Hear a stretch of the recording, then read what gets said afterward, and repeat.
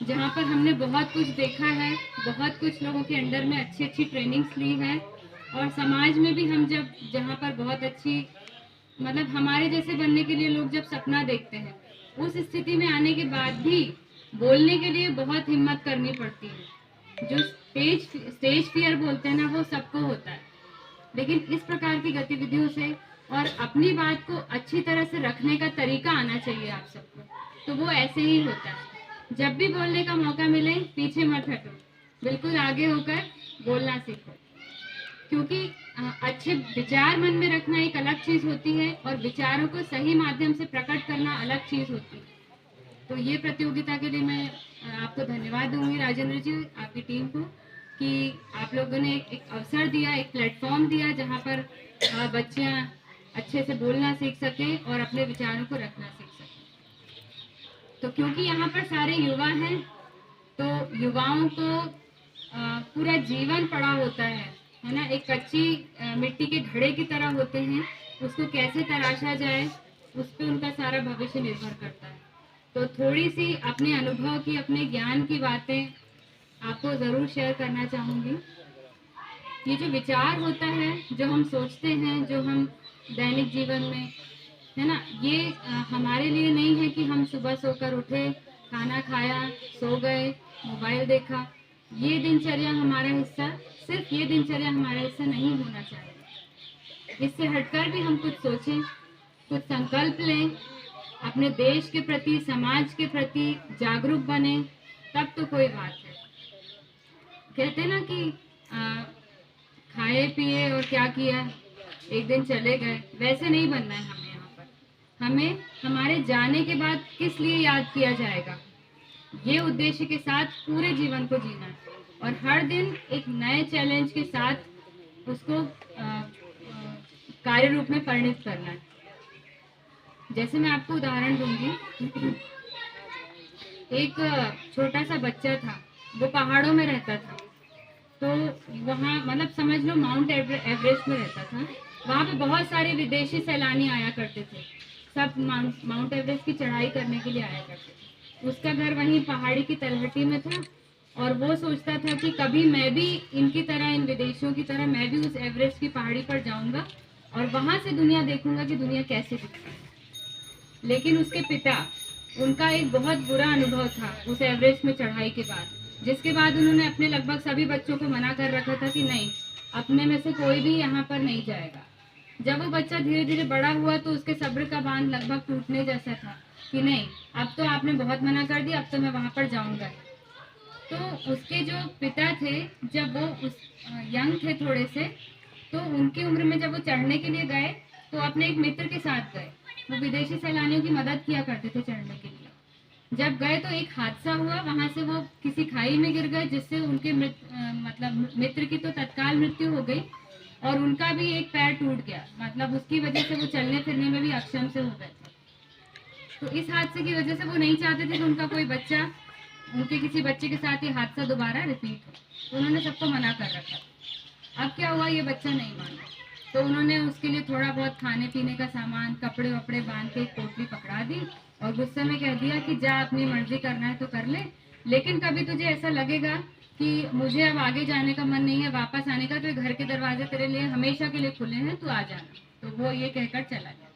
अब क्या होता है, जब हम एवरेस्ट की चढ़ाई करते हैं ना, तो वहाँ पर बेस कैंप्स होते हैं, बेस कैंप नंबर 1, 2, 3 इस प्रकार के होते हैं, जहाँ पर आप लगभग तैयारी करते हैं, वार्म अप करते हैं, एक्लेमेटाइज होते हैं, और वहां से फिर आगे की चढ़ाई करते हैं। तो इसके सबसे नजदीक जो बेस कैंप था, वहां पर इसने आने जाने वाले, मतलब जो चढ़ रहे हैं और जो चढ़ के आ चुके हैं, उन लोगों के अनुभव जानने शुरू किया। तो उनके अनुभव कुछ इस प्रकार का है, बादल दिखते हैं, बहुत जंगल है, और बर्फ है, बर्फीले तूफान मिलते हैं, ठीक है, कुछ खास नहीं है। तो उसने जो नेगेटिव, मतलब नकारात्मकता वाले जो रिव्यूज देते थे ना, उन लोगों से बात कर ली। फिर उसको लगा कि चलो, जब सबने देख ही लिया और यहाँ कुछ ऐसा नहीं है, तो ठीक है, मैं निकल जाता हूँ वापस। जब वो निकलने लग गया तो वहां पे एक बूढ़े शेरपा बैठे हुए थे।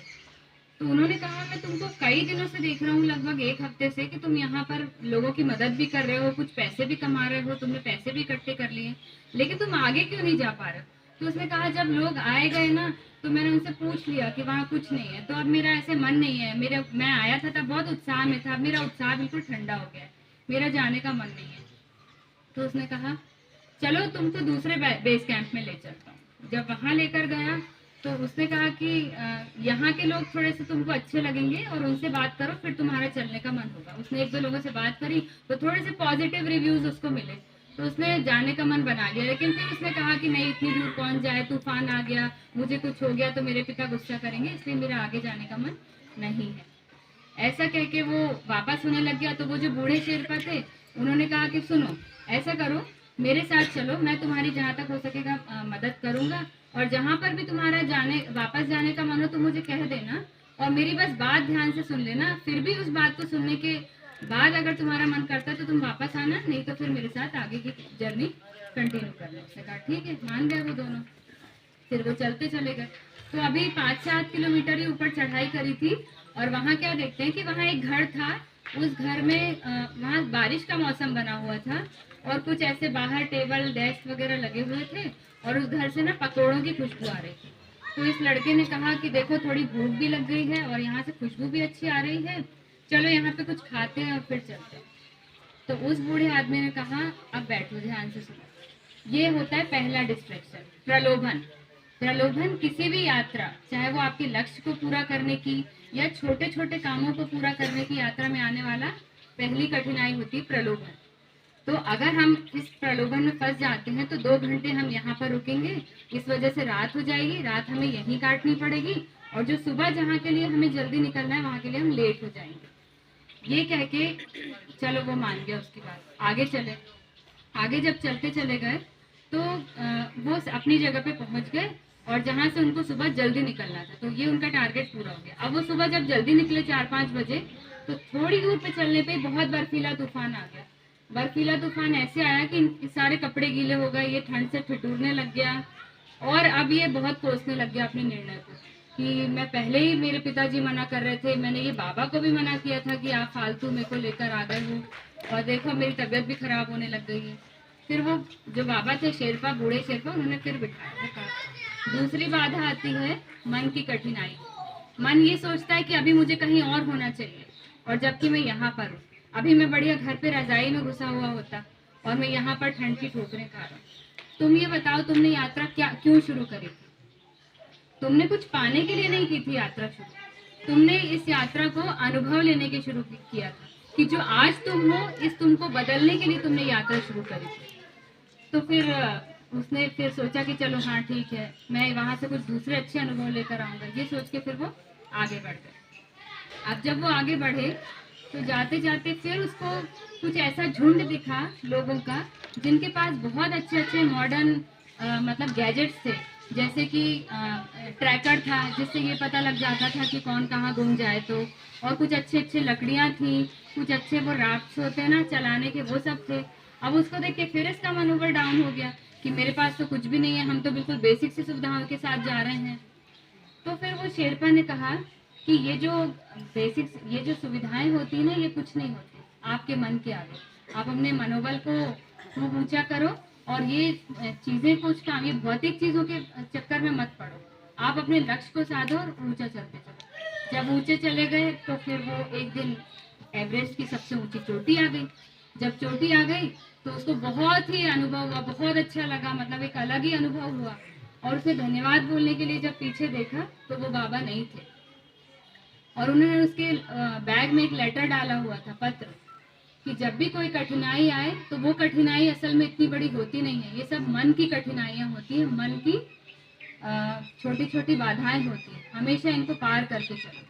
और जब तुमने ये यात्रा शुरू करी थी तो कुछ पाने के लिए नहीं करी थी, उससे क्या पैसे मिल रहे थे क्या? नहीं मिल रहे थे। उससे कोई उसको पद मिल रहा था क्या? नहीं मिल रहा था। तो ये यात्रा ही मन की कठिनाइयों को दूर करने के लिए की गई थी। तो ये जब उसने देखा तो उसने अपने आप को एकदम नया व्यक्ति का अनुभव किया, और वो जब वो यहाँ से लौट कर गया तो जब भी वो अपने जीवन में कोई निर्णय लेता, कोई काम करने की सोचता, तो वो ये छोटी छोटी मन की कठिनाइयों को दूर करने की सोचता था। तो एक विचार ही सब कुछ होता है, एक विचार ही बहुत बड़ी ताकत होती है। विचार चाहे तो भीड़ को भड़का भी सकती है और उस भीड़ को शांत भी कर सकता है। एक बहुत बड़े लेखक थे, एल्विन टॉफलर। उन्होंने कहा था ये जो आज तक का संसार निर्माण हुआ है ना, ये सारे विचारों का ही परिणाम है।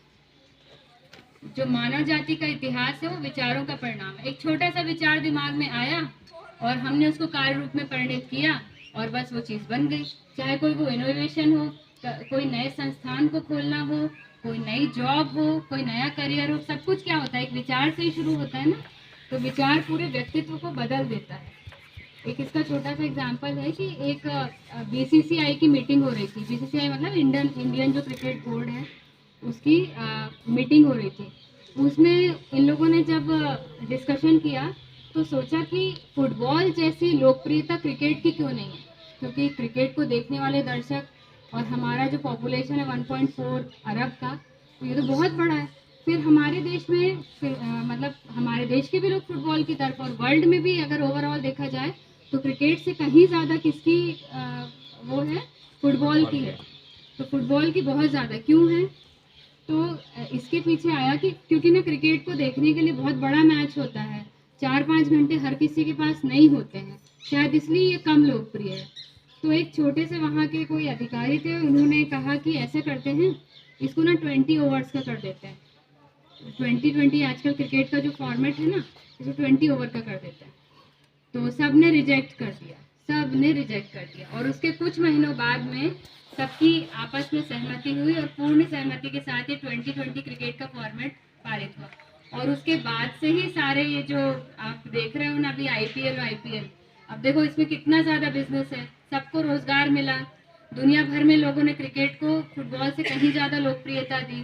तो ये आइडिया भी एक विचार से शुरू हुआ था। और एक रिसर्च हुई है, उसमें ये आया निकल कर सामने कि लगभग जो जितनी भी बड़ी चीजें हुई हैं उसमें 70% पहली बार में ये विचार रिजेक्ट कर दिए गए थे, उसके बाद एक्सेप्ट हुए थे। तो कभी भी मन में कुछ इनोवेटिव आए तो उसको ये मत समझो कि ये रिजेक्शन की तरफ चला जाएगा, नहीं। वो हो सकता है कि अभी नहीं, 1 महीने बाद, 1 साल बाद या 10 साल बाद वही आपका विचार एक इनोवेशन के रूप में पूरी दुनिया में चले।